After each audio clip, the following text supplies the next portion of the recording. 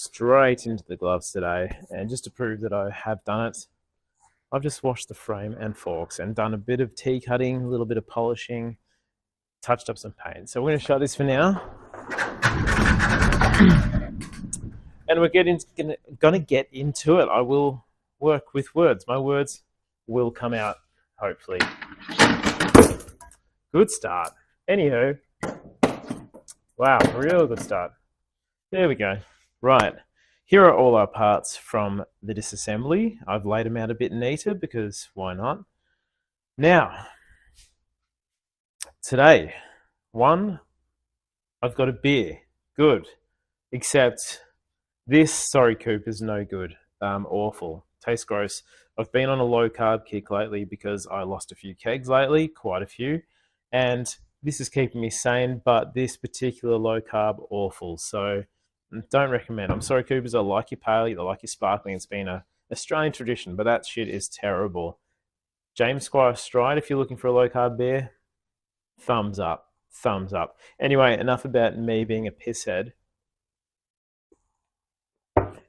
Let's get into it. So, what we're going to do today is strip down these parts a little bit more.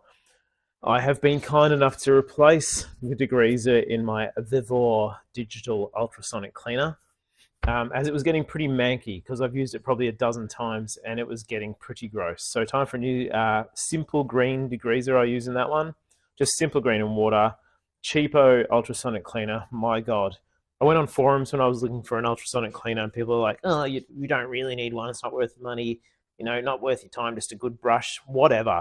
I take this shit, I put it in the green stuff, I press the button, it makes a god almighty noise, and it comes out spotless with very little effort. So worth its weight in gold. 100 Australian bucks delivered for that 3 litre.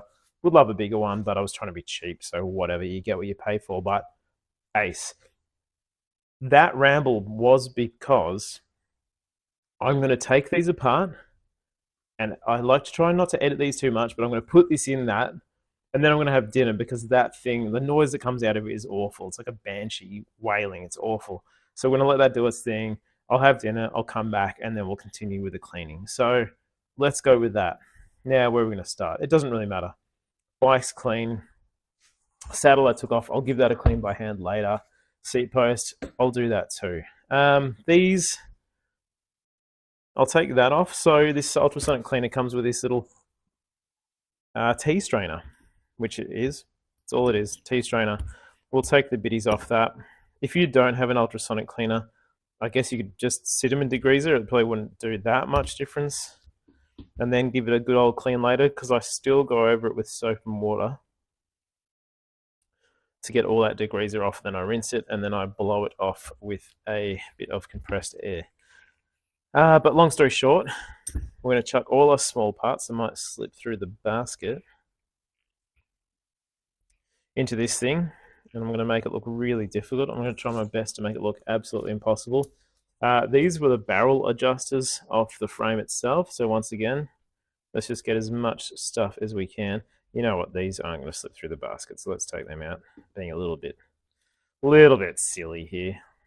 Let's get rid of them. They can all go in. That's not going to slip through the basket either. Let's cram some more shit in here. I said I was going to try not to swear last time. How am I going? Already a few minutes in. Now, let's keep going with these barrel adjusters. So straight away, that is very, very stiff. Let's get that one out of here. Barrel adjusters are one of my favorite things to lube up because you get to use a little bit of different lube and it makes a big old difference. So, always a fan favorite. So I want to just put that there for a second and make sure the front and back are exactly the same length. Pretty darn sure these are Shimano BR 4500s, front and rear, exactly the same. You'd hope. Who knows? This is an older bike. It's had what? 13, 14 years. Anything might have happened in those times. And it has. We've got crossed over wires and all sorts of stuff if you watch my last one. They are the same. So I'm happy for those to get chucked in. Those can go into I'm using quite a mild solution. It's probably 20 to 30% detergent and the rest water. Quite mild. I leave it in there for like 20 minutes if it's really sort of shit, if it's really covered in gunk. Otherwise, it just gets that, comes back out, looks fantastic, and that's as far as we go. I've never left it in there overnight. I've never left it in there for super prolonged periods, so I can't tell you if you did, if it would stuff anything up. But for me, even though this is quite a new device, I haven't had any issues so far. All right, I'm just essentially taking down things a little of the way. I'm not going to go crazy. We will knock these pads off. So let's grab a 4 or 5. I can never remember. 4, I think. Yep. So we'll root the pads out. I don't like rubber stuff going through there. We'll clean those by hand.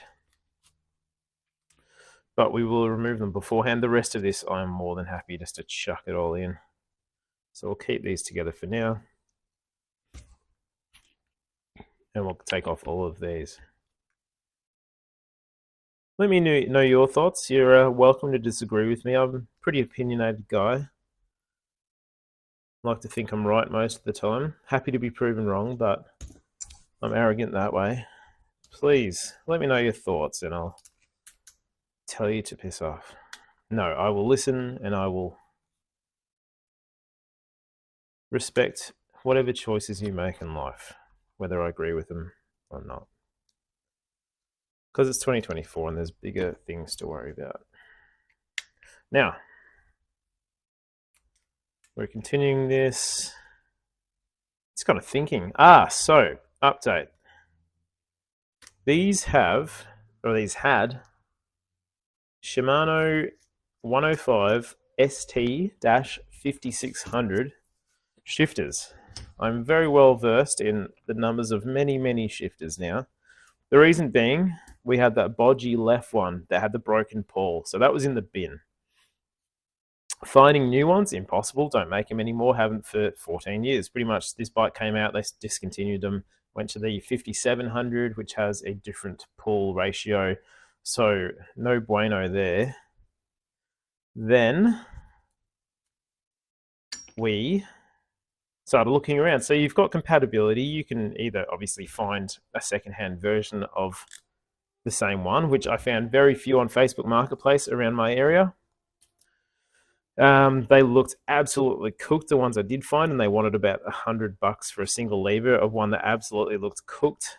So I just didn't want to buy that, especially for my friend who's never having ridden a road bike before. So I didn't want to go down that route. I could have got a new set of 4600 Tiagras, not new, but a pretty good set. Ridiculously expensive, like $300 on eBay. I could go up to 6600 with the old Ultegra stuff. Once again, $300 plus for a second-hand set. Who knows what condition they're in. So I decided to, this is just counteracting everything I've said, but after considering going the upgrade way, maybe even changing out the derailleur, the whole mechanism, that sort of thing, and I didn't want mismatched levers either, even though the right one was working fine, I've gone onto AliExpress, and after seeing a lot of good reviews, mind you, there are so many positive reviews for these, but they're a brand called Sensah, SENSAH, and for about $80 posted Australian, a set of front and rear, correct, left and right, compatible drifters with 56, 46, and 6600. Sensah Phi's, they're called. They look cool. I can't remember if I ended up going for silver or black. I might have just gone for black for a bit more of a stealth look, or silver. Can't remember. Bought those. They'll be here in 10-ish days, so I will keep that posted. They shouldn't be too far around when I'm actually doing this, when the video goes out, so it should all line up. Long story short, yeah, decided to go for brand new, not a whole heap of money if they don't turn out to be great. Great reviews online. Couldn't find a secondhand set of decent value that I trusted. So here we are, the joys of working on older bikes. So let's see how they go. I'm happy to take the punt and take the fall if they aren't that great either. So that's where we're at with those. Just a little update. And I clearly couldn't do more than just talk because I had to think about what I was saying. So, you know what? I'll just fucking drop that.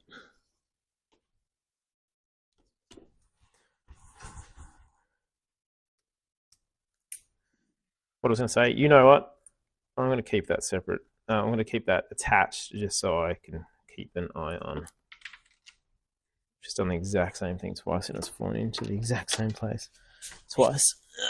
Let's take all of this out. Take this out, Craig. Future Craig. I'm fucking screw anyway. Okay, we're back to it. So we've taken the pads off. Cool. Everything's looking pretty good. I think what we'll do this time is we'll get all this stuff in. We'll get these, and that's probably all that'll fit if we're lucky. Then we'll go to the cassette as well, which is down on the floor. I'm pointing to that. You can't see me pointing. The top tube, stereo stem, whatever. Okay. Rusty. So what we're going to do is I've got a little pot kicking around somewhere in my increasingly smaller. Is that it? That is it. That is it. This one. This is Evaporust. I'll get it right this time. This is a Vaporust, a Vapor Rust. I don't care how you say it. That's going in. That stuff, because it's apparently environmentally friendly or non-toxic, toxic or whatever, it takes a little bit longer than your usual, probably solvent-heavy products. Who knows what's in that stuff? But that goes in there now. That can have however long it takes. That is literally like the only rusty thing on the bike. It's amazing. So I'm pretty stoked with that. For now, let's start plopping stuff in. So we've got our front mech, just dusty, but there you go. If you can see that up close, dusty, gross. In she goes. That's as much as I like to leave the brakes, literally just taking off the pads. Once again, a little bit of dirt, dust, not too dirty. In you go. Tiagra. These ones are a bit grosser, a little bit more crap on there. In you go. So still a bit of room. We're still at max, that's okay. We're going to put a little T strainer in this one. We're going to put this crap. Boom, boom, boom. We're going to chuck our bearing race in there. We might leave that. We'll chuck the derailleur hanger in there because why not? We'll chuck the skewers in there. And you know what? That might be enough. Nah, stuff it. Let's at least start taking this apart. And if we can fit bits in, we will. So all I like to do is, one, remove the barrel adjuster. Let's do that. That needs to go on the T-strainer. I stuffed up there, didn't I? T-strainer. That's what the little chain's for. Let's grab a rag for that one. Plenty of room for this in there too. In you go. Give it a jiggle. Not going to make any more mistakes, am I? No. Cool. Back in you go. Now, back to this. Always fun trying to do this by yourself. If you've got any tips, put it in the comments below because I always just end up hurting my fingers holding these things open. So I like to just pop the back cage off. I always forget which way this frigging cage goes on. So that bit touches that bit. That sort of mirrors that. This one is quite an easy one, actually. Oh, look, things that should have gone in this little cage. What a knob. There we go. That's one. This one's on the back. The joys of doing this video stuff is that at least I've got a pretty good overview. If I forget things, I can have a quick squiz through this. Not everyone has that luxury because they're not stupid enough to make videos on eBay. eBay? Far out, mate. YouTube. Anyway, let's have a look at this one. Bit gross. Pretty standard looking derailleur. This is like, it's really fine. It's just a bit dusty, a bit dirty. Still feels all right. Shifted fine, we know that. So there's no way that's going in there. Let's not overload this thing. So take the bottom and backs off that. We'll pop out the little race. No, we won't because that's one of the ones that are stuck in there. What about the front? Yeah, there we go. Boom, that can come off. Oh, there you go. It's already popped out. That's why I couldn't do it. Let's open up this thing for the 18th time because I keep finding things to put in it. I'm just getting hangry. Should have just had lunch first, dinner. Cool, that one. And that one. And I think, God, I'm going to regret saying this, but I think that's pretty much everything. So that's going to go in. Push that in. These jockey wheels go in. Usually I'd take off the grease on these, or there's usually a build up of crap. This one is actually almost spotless. So I've lucked out there. In you go. The cage can go in.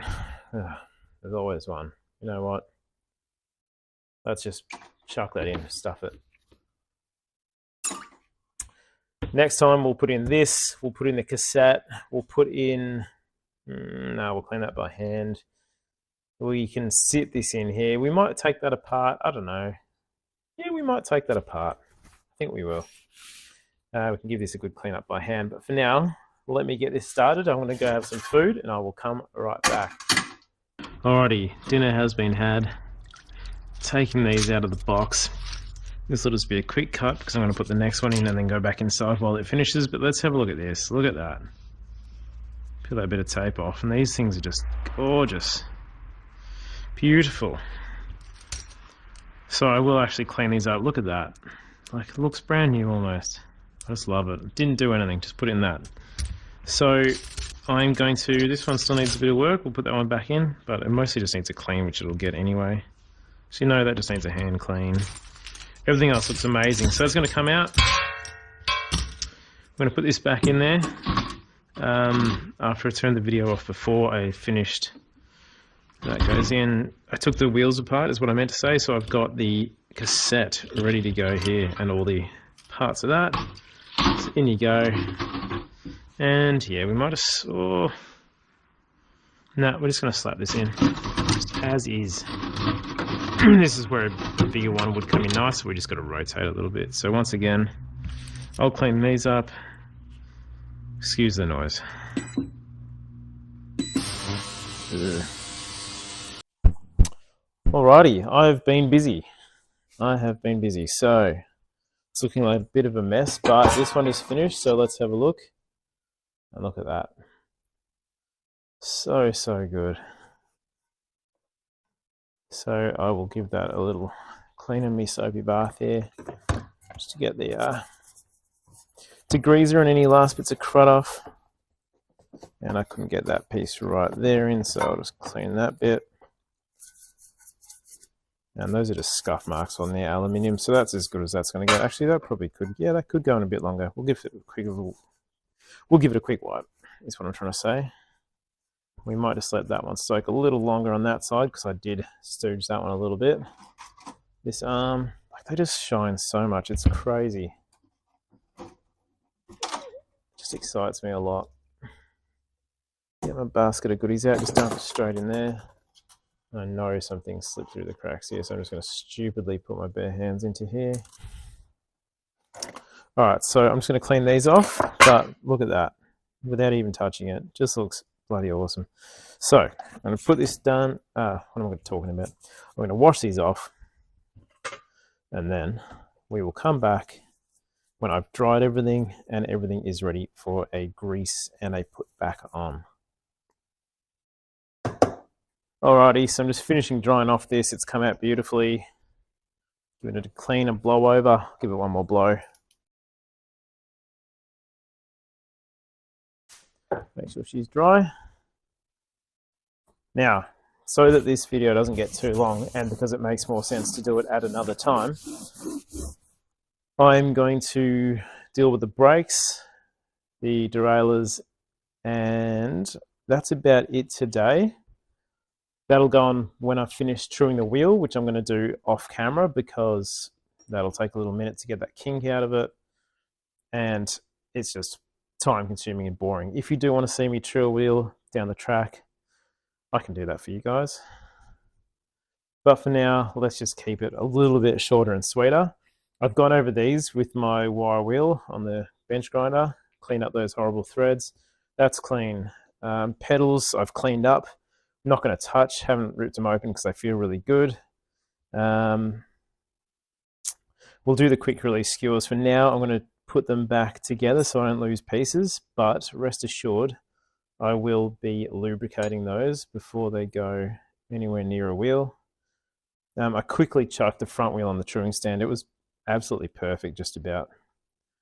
So I won't be doing too much to that. I also ripped apart, just quickly sort of ripped apart the hub, just to have a look at the bearings, and the grease looked great. It was all beautiful inside. So honestly, I'm saving myself 20 minutes work and I'm just leaving it. I know that's lazy, but they're running really, really well. They feel nice and smooth. So I am just leaving that for another day.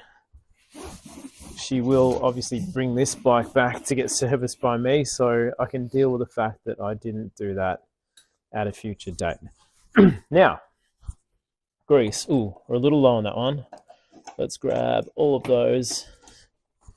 So these are my 3 that I'll be probably using. I might use general purpose. Copper, anti-seize, wheel bearing grease. This is actually stuff from Decathlon. It's Teflon based and has worked well for me so far. I've used it for probably a couple of years now. And yeah, quite like it. Decent for the price, and I can get it locally. So I don't know why. I buy some stuff from Decathlon and I end up just getting that because I'm there. And it's been fine. So brakes, leave the brake pads. What I did do with the brake pads is I just got a little screwdriver, cleaned out all the grooves, and just gave them a wash in soapy water and cleaned them off. So they look nice. I might scuff up the face a little bit, but I'm not too worried about that. So as far as these go for now, before they actually go back on the bike, so I won't bother putting the pads in until then, we're going to get cable adjusters, and we're going to put them back on for now. So I'm going to get my copper anti-seize, just going to put a bit there, and I'm being too lazy to put gloves on, so we just smear that in. And that will keep it nice and lubricated well into its next service. Let's put that on first, and then we can start squeezing her in and just clean off any that squeezes out. But the amount of time those get corroded and just end up seizing up is a lot, and well worth the extra couple of seconds. I will squirt a tiny bit of grease in there too before the cable goes in. But for now, that is that one. Let's grab this one. Same again. Grab the adjuster, grab that little plastic. Oh, God. Leaving the stuff ups in, guys. Boom. Clumsy bastard is all I can say. Stuff shot everywhere then, so let's just whatever. If we've got any bits at the end, we know we fucked up.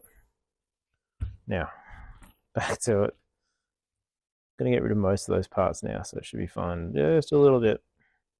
That's why I like these. These are dental syringes, if anyone's interested. Got them off Amazon or somewhere. I like the nice little pointy tip on it. A little curve sometimes helps you get it into hard to reach places. Works for me. Alright, so that one's screwing in nicely. That ain't never going to seize. Cool. Now before we go completely away with these, I like to get, this is silicone grease. I like to just move this, put this a little bit just in wherever the spring might be sort of moving, just an absolute dot. Just up in there where it sort of slides against that, and even just in the pivot there. Especially because that is a silicone probably bushing, so you can see the spring moving up and down. So wipe off any super excess, but that'll just keep that nice. We don't want so much grease that it's going to be picking up a shitload of dust, but just a touch, just a touch. There we go. Work it in, wipe off any ridiculous amount of crap at the end. Cool. Look at those. Literally haven't done anything but wash them in the ultrasonic. Love it. I just like to get an oil I forgot to grab because I was using it yesterday and put it away sillily. I was trying to get that shifter working. Bit of Triflow. Vaguely hard to get in Australia. You can't just seem to buy it in a shop unless you go to a proper cycle shop that only a few of them seem to have. But we're just going to put a little bit on this pivot here. Just absolute like drop. absolute drop. Work it in. Now I'm going to do the pivots here. Just an absolute drop. Does not need much, but Tri-Flow is awesome. It dries nicely. Still gets you a bit of lubrication. It doesn't go everywhere. It's really easy to control how much you're putting on. Put a little touch of copper grease on this one. I don't want it too crazy. Just a little bit. And I'll just work that lubricant in. And then I'm just going to get the tiniest bit of grease. I have to fill this tube up.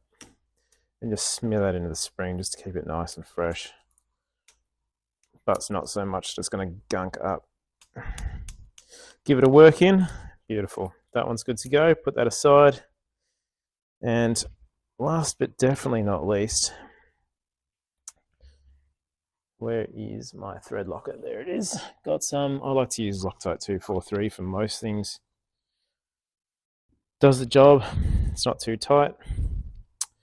B screw will leave. So we'll get Tri-Flow. Just going to put that in the pivot points. Once again, just an absolute, like one drop. And if you actually watch it come out of this, that is not very much at all. Pivot points. Oops. Just blast the crap out of everything. Pivot points. Pivot points. Nice, easy applicator. I think in Australia I paid about $14 for one of these. So I think I bought two at a time due to shipping and stuff. And then once we've done that, the hardest part, I'm going to get some. Yep, that's all the way in. There's the grease I'm using. Decathlon 03 grease. Just going to pump this in here because it's easier to get to. What was it doing? Using the grease. Put that on the spring. That's bloody way too much now. That's okay. And the absolute hardest part, which you probably can't even see me do, and most dangerous because you're going to chop your finger right off. Let me do this a bit smarter. There we go. One more time. There we go. Just going to work that in so you can actually see what I'm doing. Work that right in there. And then I'll just get a dryish rag. Clean off as much of the excess as I can sort of get to. But there's a nice bit in there that'll sort of work its way in as this thing is constantly moving. Just one more thing you can do to keep it in better shape. Cool, good. While we got this stuff out, let's just do the barrel adjuster. So once again, bit of copper grease. Just a dot. Put that over, grab your spring. And then this time, I usually use marine grease or whatever for this, but we're just going to use a bit of this because I've got it here. Just an absolute drop. Wipe that around. And now you've got the copper grease stopping the thread from seizing. And then you got this, hopefully getting stopped from seizing up in the barrel itself. We're almost done for the day because I'm ready for another beer and a sit down. So we will grab our wheels, jockey wheels. Bearing grease, just a squeeze, just a tiny squeeze, just in there. It'll work itself in so I don't go too nuts. I'm going to grab our center, a little bit in there. It's always weird. I find these jockey wheels amazing that they do last so long, even though they're not really, they're just bushings, they're not actually bearings. Always pretty impressed by that. So that one's done. Bit of grease in there. That one, bit on the center, not much. Like these would absolutely be fine without grease, but I just like to do it anyway. Once again, never causes too much harm. Wipe off any excess and a little bit on the other side. And just general cleaning stuff. Got to keep your bike clean, right? Very important. Cool. Okay. That is those two. Now there's the fun part of trying to hold everything together while you do it. That's that. we will put a bit of thread locker on these. Let's tidy up a little bit. Thread locker, running out, so oops, I better end up doing that. Little bit of thread locker, there we go. Sweet. Now, what do we got? No directionals on these, I don't believe, but you will have top and a bottom generally.